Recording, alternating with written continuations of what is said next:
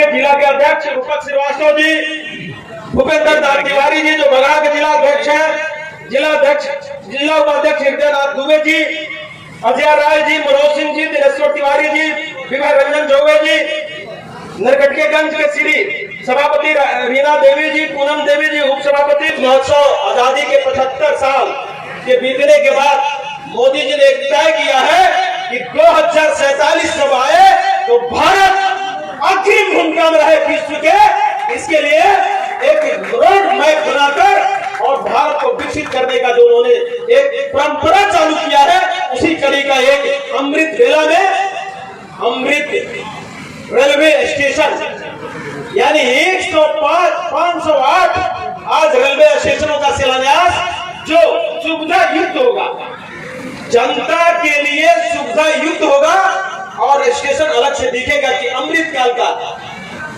आजादी के 75 साल के बाद जो आज काम दिख रहा है, एक खास करके चंपारण के अधीन ये मोदी जी का सरकार का देना है। भाइयों वो दिन याद नहीं है, आपको याद भी होगा, बीता नहीं है कि जब अटल जी की सरकार थी उसके पहले जब हम सब लोगों को चंपारण वासी को जब दिल्ली जाना होता था तो इसी मनियावा के पुल पर ट्रेन छोड़ते थे और नाव के सहारा मुहैया होता था और नाव के सहारे जाके उत्तर प्रदेश के चितौनी में जाके आप ट्रेन पकड़ के तब गोरखपुर जाते थे, आप गोरखपुर से तब आप दिल्ली के सफर कर सकते थे। लेकिन अटल जी की सरकार ने मनियावा का पुल दिया, उत्तर बिहार को दिल्ली से जोड़ने का कोई काम किया तो अटल बिहारी वाजपेयी की सरकार ने किया है। आज मुझे याद है कि 2014 के पहले बहुत ऐसा संपर्क फाटक था जहां लोग को आने और जाने में असुविधा होती थी, एक्सीडेंटल मामला बनता था। आप बेतिया डी में एक मारुति भान में अगर 5 आदमी चंपटिया के बगल में बेतिया डी पड़ता है, एक बराती जा रहा था और उसे संपर्क फाटक पार कर रहा था और एक्सीडेंट हुआ, 5 का 5 लोग मर गया। मेरा अपना गांव का मैं बात बता रहा हूँ, सबसे प्रिय बालाब दुबे जी जो मेरे अपने थे और उनका एक्सीडेंट 2005 और 2006 में जब हुआ, मुझे याद है कि मात्र संपर्क फाटक नहीं होने के नाते एक्सीडेंट हुआ।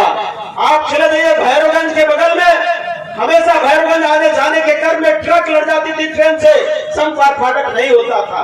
मैं जब 2014 में एमपी बना, लगातार प्रयास किया और आज छोटे छोटे कस्बों में भी संपर्क फाटक लगाने का काम कोई किया है तो मोदी सरकार ने किया है। इसको कहते हैं मानव हित में काम करना।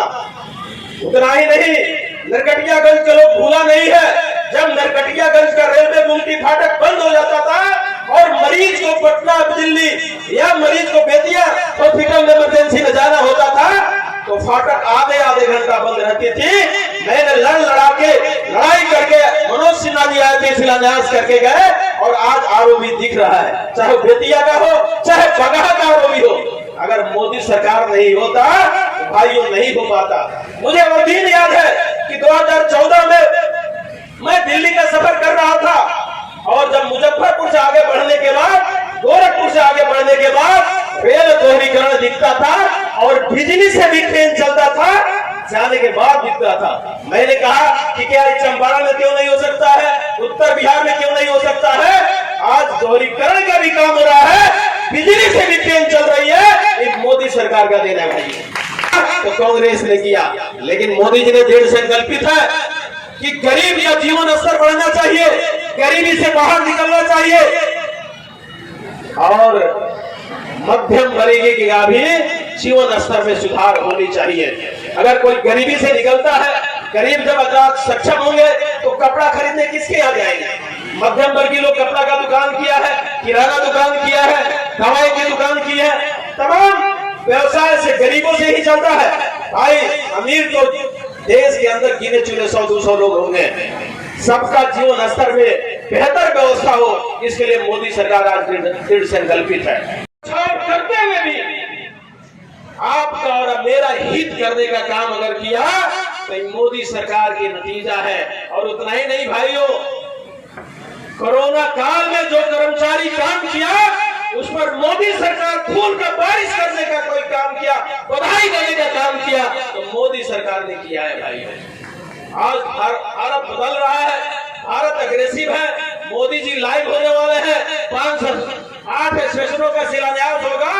आप इसके आप गवाह बनेंगे।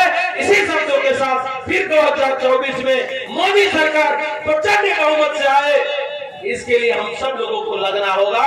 क्रेडिट लुटुआ की कमी नहीं है, पक्ष होता है तो विपक्ष भी होता है। विपक्ष की चिंता मत करिए, प्रवाह मत करिए, निरंतर आगे बढ़िए।